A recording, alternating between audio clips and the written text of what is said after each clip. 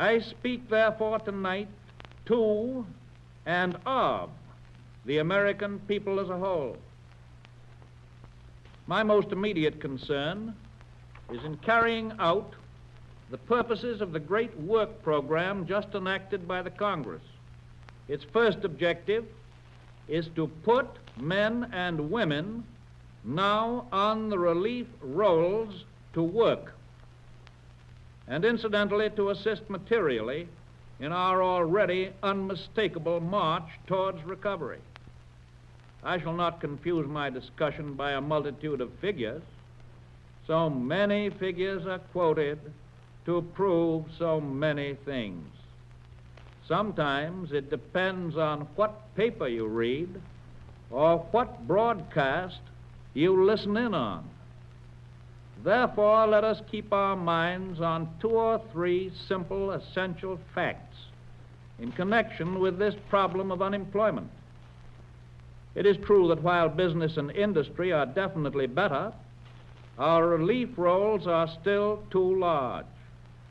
However, for the first time in 5 long years, the relief rolls have declined instead of increased during the winter months, and they are still declining.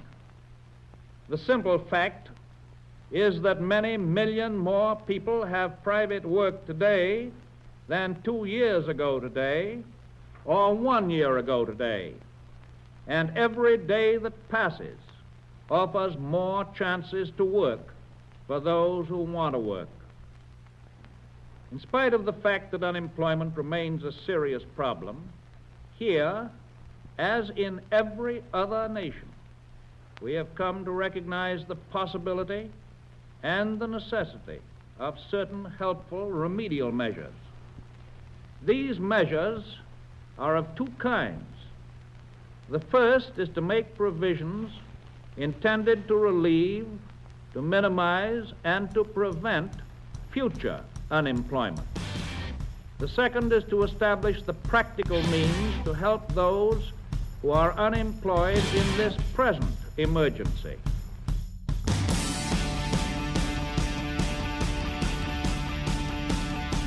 Welcome back to another class session on the history of U.S. labor struggles. If this is your first time joining us, the series aims to provide some insight on current labor issues by looking back on the historic struggles and tactics inflicted upon the American working class. I am your host and Dean of Freedom University, Aaron Stockton. Today's lesson will be the start of a 3-part preamble, which will act as an introduction for a 1991 National Institute of Health study on healthcare's link to employment. The crises that Americans faced during the 1930s and 1940s parallel the crises we are facing in 2020. Environmental calamity, economic collapse, and a major world war, all after just coming out of the First World War and a flu pandemic that decimated 1/3 of the world's population. I believe the topics covered in this preamble will serve as an example of the radical legislation and initiatives needed to help the people of the U.S. ensure their and the nation's survival in times like the moment we are currently facing. The entirety of this preamble will focus on specific New Deal legislation implemented by the late President Franklin Delano Roosevelt. I have released the full recordings of his fireside chats, and excerpts will be presented as part of the production of this series. I would like to invite you to the People Class Podcast's Patreon, Twitter, SoundCloud, Anchor, and Facebook pages to download and listen to the recordings in their entirety. Now I'd like to bring your attention to NIRA, NIRA, or the National Industrial Recovery Act. The National Industrial Recovery Act of 1933, or NIRA, was a U.S. labor law and consumer law passed by the U.S. Congress to authorize the president to regulate industry for fair wages and prices that would stimulate economic recovery. A passive, digestible way to redistribute wealth back into the economy and amongst the working class. The National Recovery Administration, or NRA, was part of President Franklin Delano Roosevelt's New Deal, which will be broken down further in the next class session. However, the NRA is worth noting at this point in our series. Several policies enacted by the administration directly benefited the working class. The NRA supported and advocated for worker unions. As stated before, it also established the first minimum wage protection for workers. A weekly maximum for labor hours was established, albeit later in the life cycle of the New Deal, but in the form of the Fair Labor Standards Act, which gave workers a 44-hour work week. If that name sounds familiar, it is the very document posted near the time clock in your break room or your lunchroom. As we know, 2 years later, in 1940, the FLSA eventually lowered the maximum allowable hours worked weekly from 44 to the 40-hour work week that we are accustomed to today. Ironically, it was a private business that set this trend, the Ford Motor Company, who in 1926 voluntarily adopted the 40-hour work week that set the standard for today. Keep in mind that in the 1930s, workers had to fight, and some lost their lives for that right to unionize and for that reduced work week. I stand to argue that we should be so bold to reduce the work week to 30 hours. That's 6 hours, 5 days a week. That being said, the nation is better served overall if the million, billion, and trillion-dollar corporations were forced to pay their fair share of taxes. To really understand the fervor of private industry's fight to not pay their taxes, look at it this way. The greed that so-called politicians and government leaders often give into makes this system possible. Corporations' lobbyists will offer anywhere from 4 to 6 or more figures in monetary bribes to politicians who would have otherwise not have seen the amounts of money being offered to them in their entire lifetime. That politician who realizes he or she is on a timeline as they may not win re-election has historically been inclined to accept such bribes in return for fulfilling the task of the bidder. For some, as in the case of U.S. congressional members who serve lifetime appointments, this system provides unlimited funds, power, and influence. But I digress. NIRA also established a national public works program known as the Public Works Administration. Public works are a broad category of infrastructure projects financed and constructed by the government for recreational, employment, health and safety uses in the greater community. They include public buildings, municipal buildings, schools, hospitals, transport infrastructure such as railroads, roads, bridges, pipelines, canals, ports, airports, public spaces such as public squares, parks, and beaches, public services such as water supply and treatment, sewer treatment, electrical grids, and dams, and other usually long-term physical assets and facilities. Though often interchangeable with public infrastructure and public capital, public works does not necessarily carry an economic component, thereby making it a broader term. There are many different ways jobs could be created and were created by this kind of pro-people legislation. I will give you an example of one of the ways a federal jobs program would benefit one particular community here in the U.S. The tragic story of this city's residents has disappeared from the mainstream headlines. But just like there's not a coronavirus vaccine yet, the problem has not gone away. Flint, Michigan has been without clean water for 7 years and counting. That is nutrageous.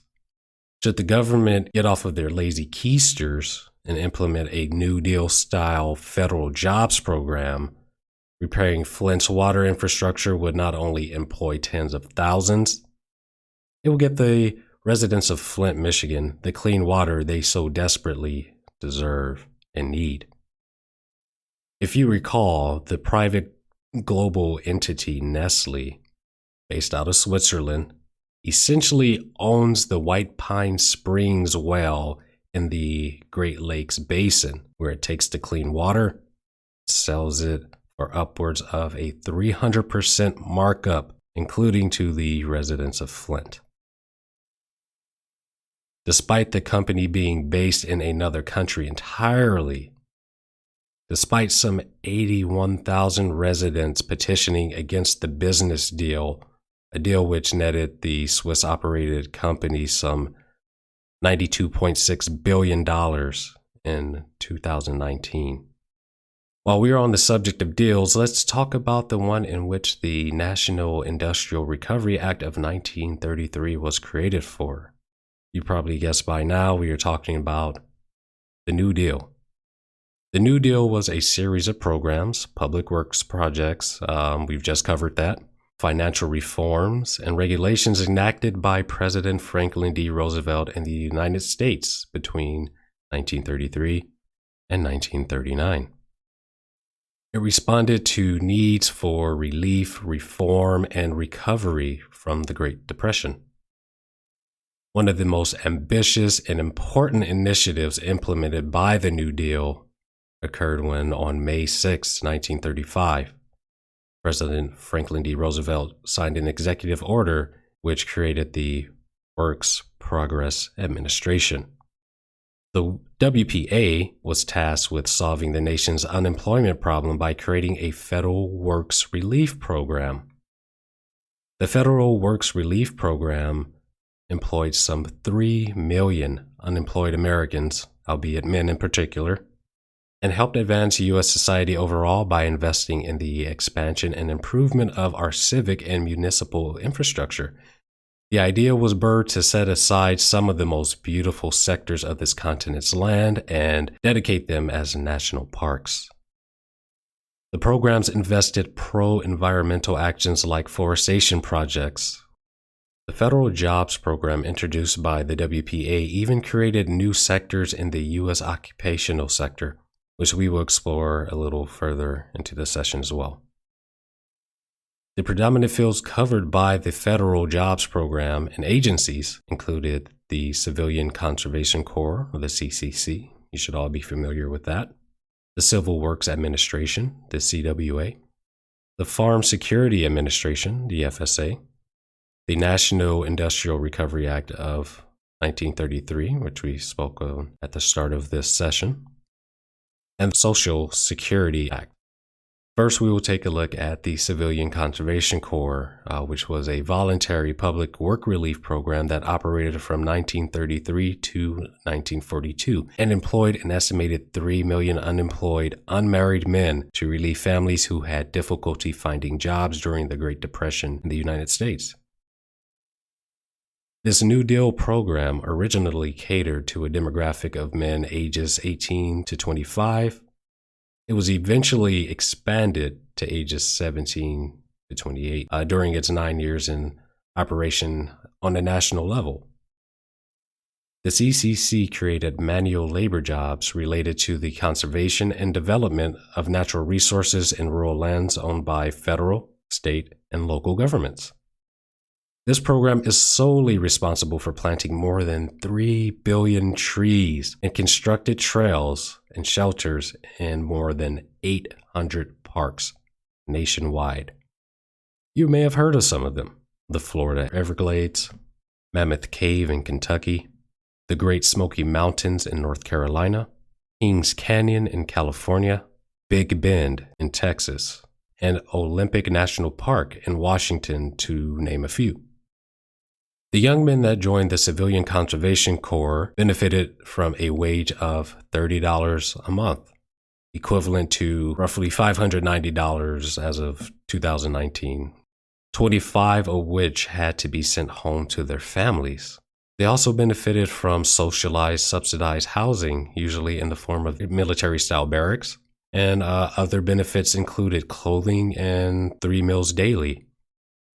States currently participating in the CCC program: California, Arizona, Utah, and North Carolina. This needs to be a national initiative, especially with the push to convert to green methods of production and energy right now. We're hearing a lot about this Green New Deal. A national push to revive the Civilian Conservation Corps would definitely help the unemployment problem that we're facing in 2020, when just over 30 million Americans are homeless and jobless.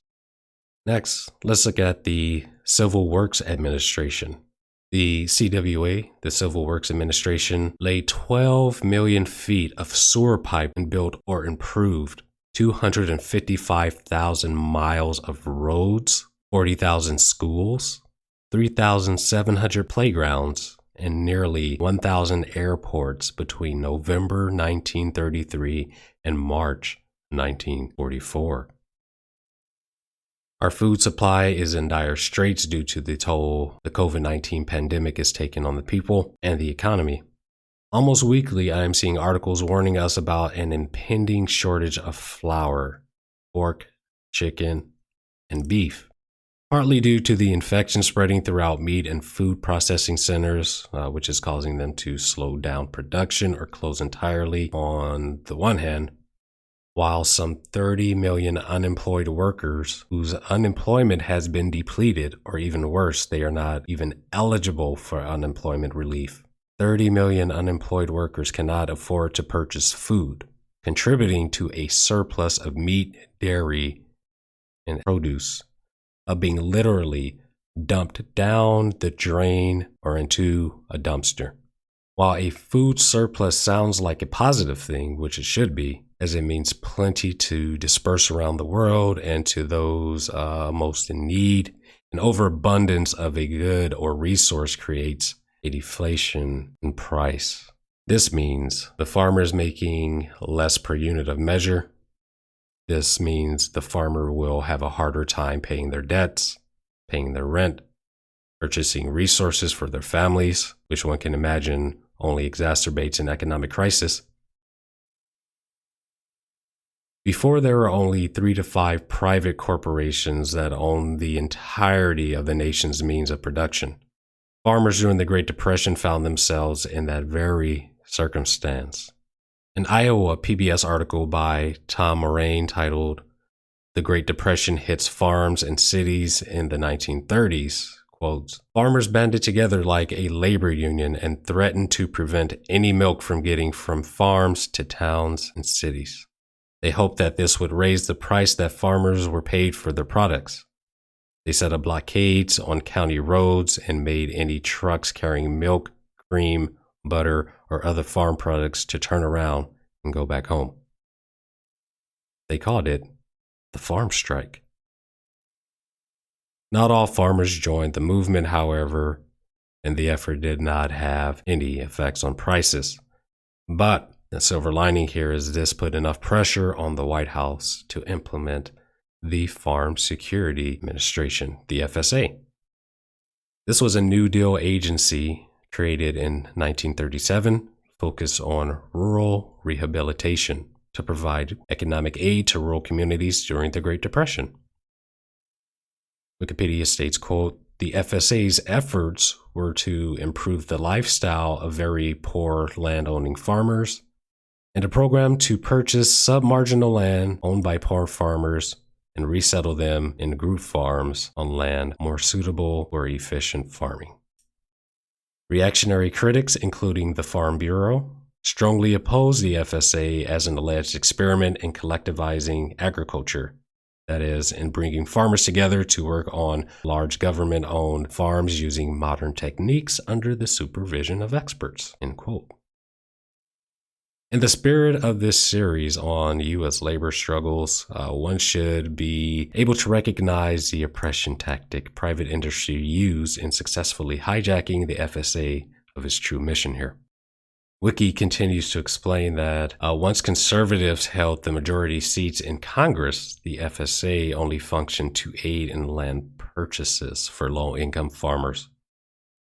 Essentially a predatory loan program and a way to continue to slowly siphon the working class dry.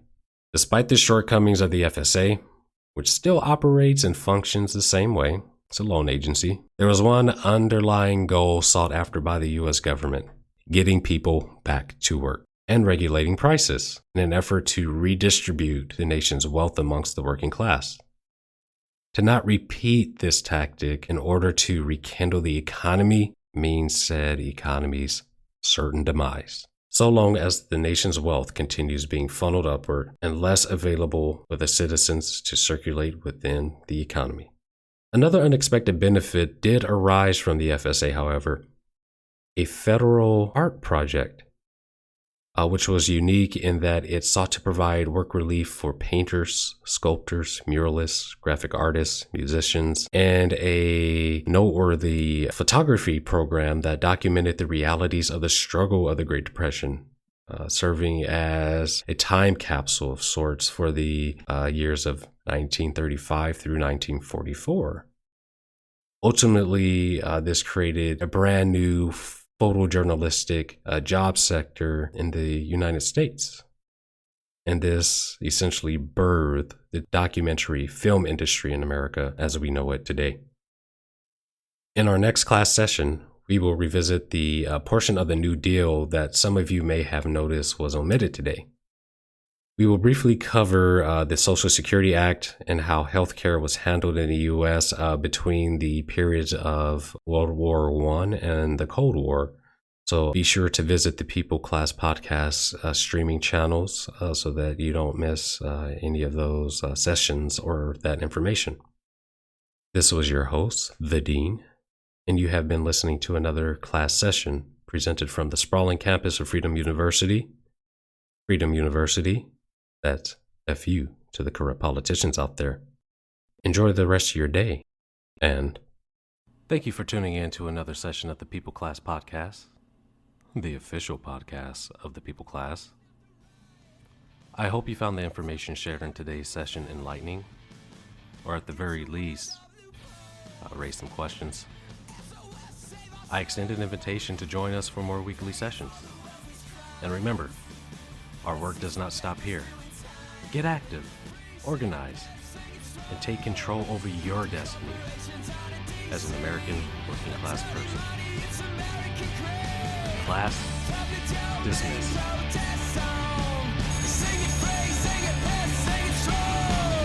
Support the unions and long live Wisconsin.